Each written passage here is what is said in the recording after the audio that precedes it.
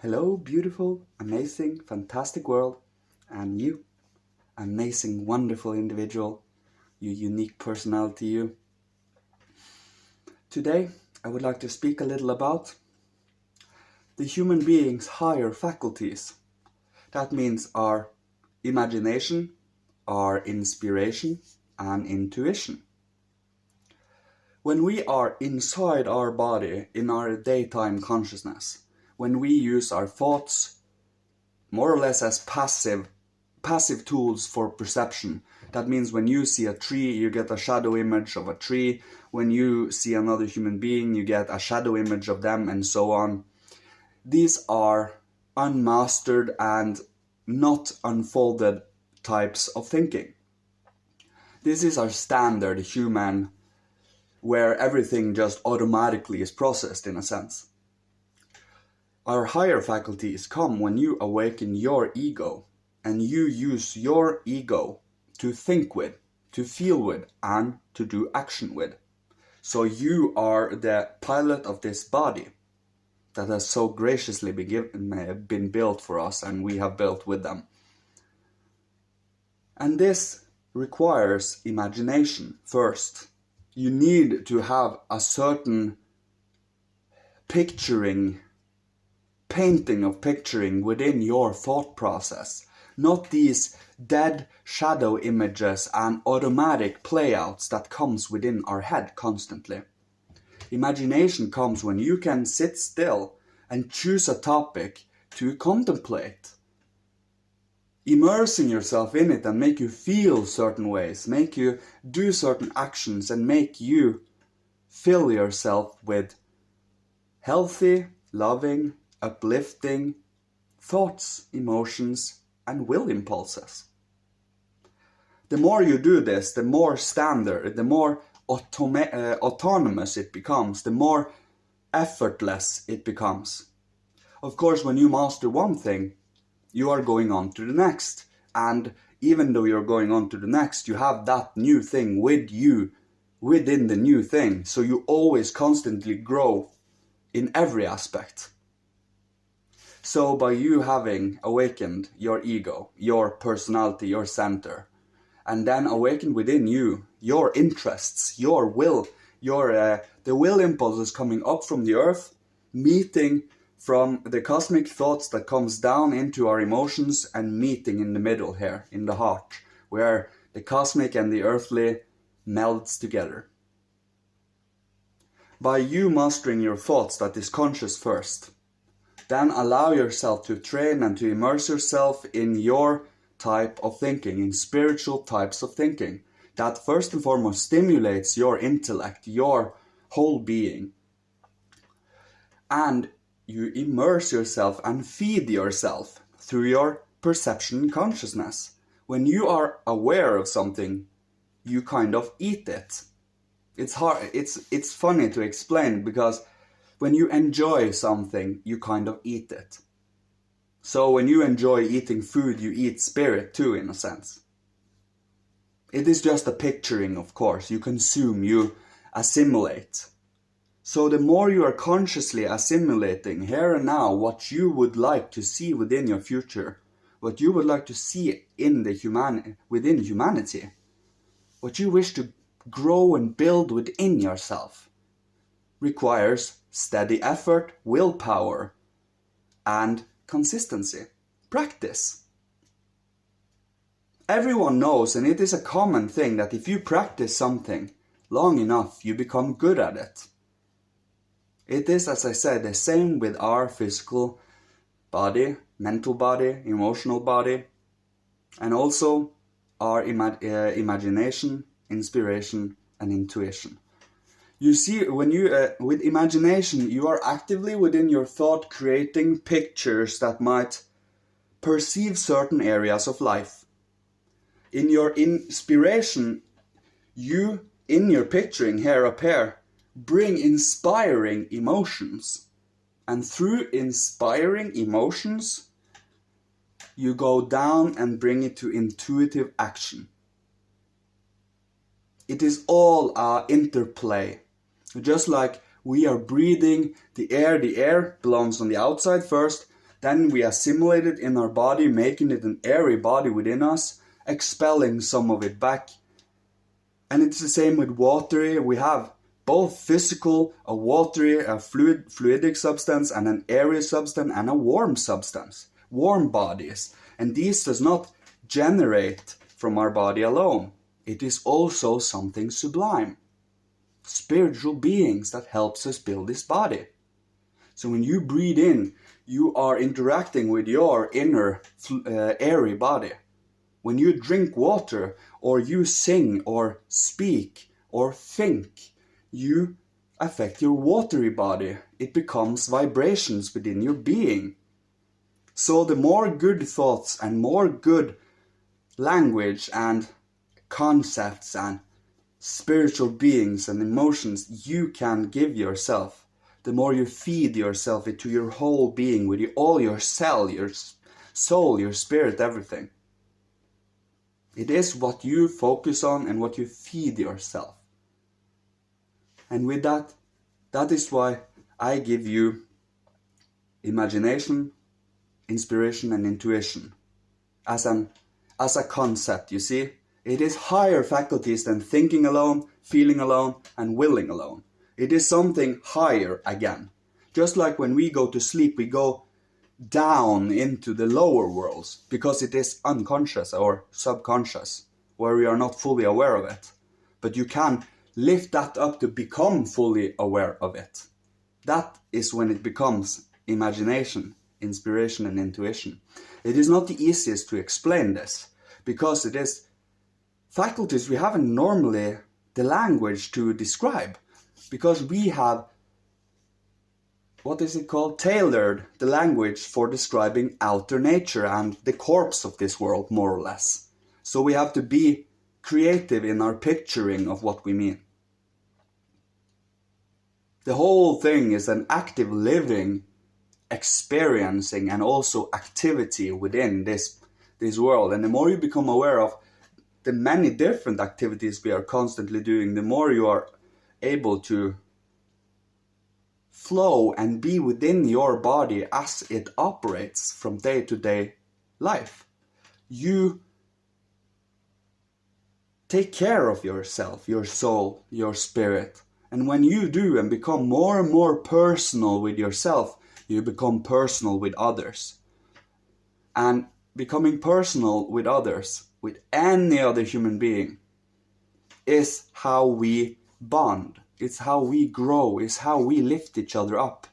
Because when we have nothing to hide from each other, when we feel grateful for who we are in the moment, we can create the most beautiful of moments together. The most beautiful of memories. The most amazing of feelings. The most uplifting of concepts that might allow us to truly build towards a moral, caring, warm, inclusive, loving future. Building the foundation and the world temple so that it can stand the test of the hurricane that will come in the future, because it will come. That is why we cultivate this. It is a preparation for a darker age, more or less. And the more you can become aware of it and also enjoy and love the process, not being afraid, not taking it as something severe, but taking it as something loving and something we should aspire to. We don't need to do anything, but we will also take the consequences of not doing anything. So we better do something that is loving and caring. It is important what we do. We can't just have any means to an end. We must, and any means is not justified, you see, to the end. When you justify evil means to an end, the end will be evil. It is not possible to bring a good end to evil deeds. That would just be silly to assume, because every action you take will bring chaotic consequences outside of the results, and hence nothing will stay stable. That is just the example. So that is why we do it. We do it steadily. We do it morally. We do it with grace, with equanimity, with love. We can't be attacking everything and everyone and breaking them down and expect people to well, listen to you. But to be a little playful and creative and truly bringing pictures up to our consciousness, to our perception here and now, helps you with stimulating these forces. And maybe you got a glimpse of it, because I know those that listens to me are already highly evolved beings. And maybe you already got glimpses of that in imagination, inspiration, and intuition, because I try to describe how you use it. It is an instrument. You are cooperating with thought beings, with emotional beings, higher thought and emotional beings, not the lower ones that comes from the below and brings pain and discomfort. It's higher, uplifting ones. What comes from below the earth upwards is often painful. But what comes from the divine, bringing to the earth, brings light and shines into the earth substance, in a sense, so that you have an inner sun radiating outwards. Because that is what has happened in earlier times, when the cosmic intelligence of the sun united with the earth. And it will become stronger and stronger the more you grab a hold of it, the Christ. The Son, the Christ, our inner ego, our I. Not yet I, but the Christ in me. We aspire to be allowed to embody it as much as possible. He is a ground example. What he did, the deeds he did, is undeniable. So by following, in doing, not only in speaking, not only in feeling, but in doing too. The doing is what brings results. If we only sit in our thoughts alone, we'll be a flying head without truly any will impulses. But you have to meet them there and push it down, in a sense, to make it become will impulses. It is so hard to explain, but it is easier when you see the whole picture like this and see where things come from and goes down and things comes up also. That is the kind of the dualism. The heavens meet the earths, and in the middle comes the human being, the third, the Trinity, in a sense. So, being that threefold nature, and also fourfold, because we are an ego, an astral body, an etheric body, and a physical body, with our three faculties: imagination, inspiration, and intuition. So sevenfold human being. But we are also a Trinity. The Trinity is kind of more like how we operate from inside out, from outside in. But our sevenfold human being is from the inside, our personal, in a sense, which also is united with the outside. The astral of our being is united with the astral of the outer beings. But we have to connect them directly, so that we don't have only desires for ourselves, but we have desires for the cosmos and this earth. And those desires become purified, and passion becomes true divine love over time. You truly wish to see the world prosper and see you. You there, you beautiful, unique, individual human being, to prosper and to awaken freedom and personality within everyone else. If they wish, they can choose to look away. They can choose to not grab a hold of it, and that is okay. They don't need to do that. They can cultivate what is needed for them based on what they are given. They have a different path to take. Not every single human being needs to do this work this hard right now. But the more we have right now, the stronger the foundation will become in the future. And hence every single human being that has a strong enough soul foundation will follow along with the moral and the ethical and the loving.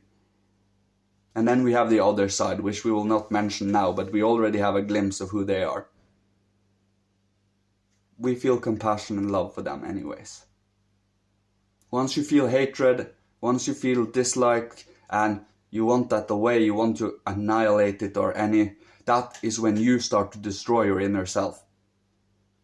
So you must not fall into that temptation. If you are to build loving faculties that can be helpful, because Reincarnation is the thing. When we destroy something evil, it will reincarnate again in a new physical body. They won't disappear. You can't destroy it. We will have to transform it within ourselves. And those that never want to transform, and the lowest of the low faculties of human beings that brings pain, destruction, suffering, lies, oppression, will fall away in the end.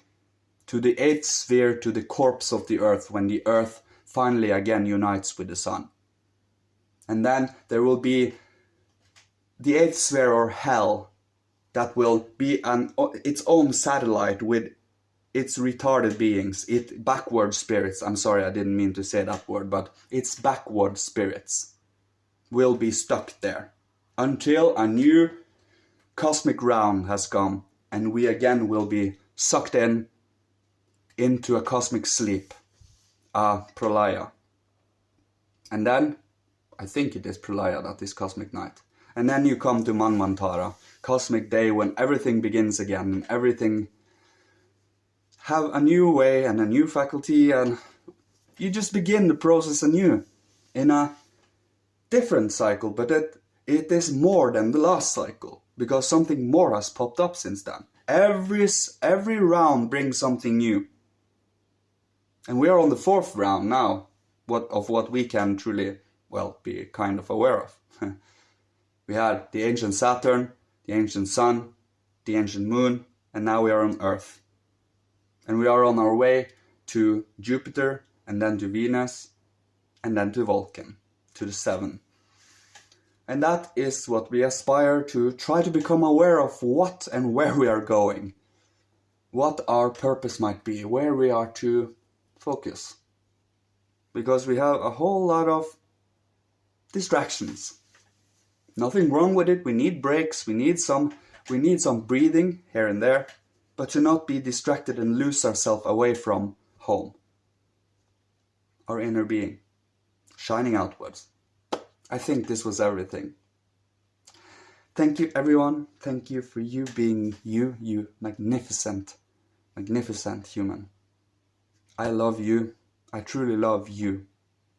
And I wish for you also to wake up to the magnificent, beautiful, beautiful spiritual work we're doing.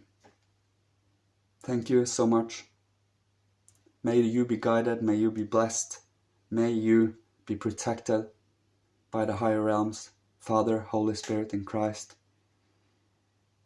And may you be safe. Love you. Goodbye.